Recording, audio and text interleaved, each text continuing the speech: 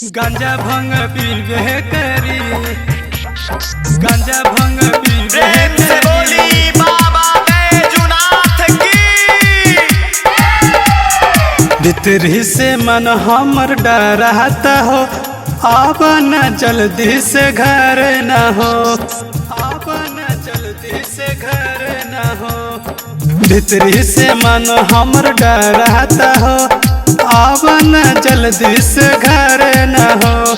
जकरा जाए के बट जाए दी, अब न घर दोनों साथ जाए।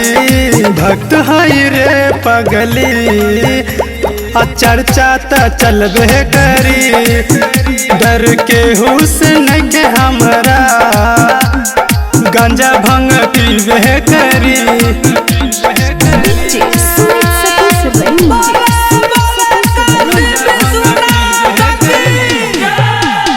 चारों तरफ उतरल प्रशासन, ऐसे न पिया बम बम हो।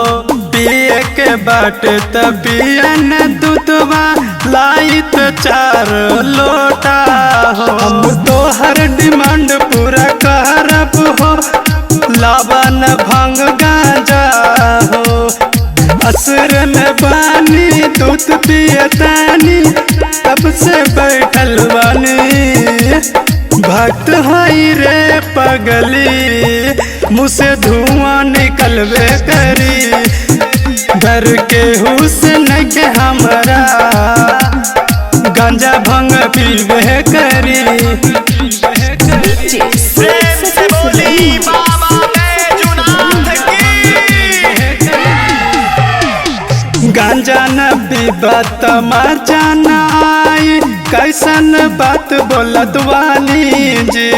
आमोद अमन और राजस के देखी के, कुछ तहकरा सिखाई जी। सब दुख भाग जाई तोहरे हो, भोले बाबा के लग जाई मोहरे हो।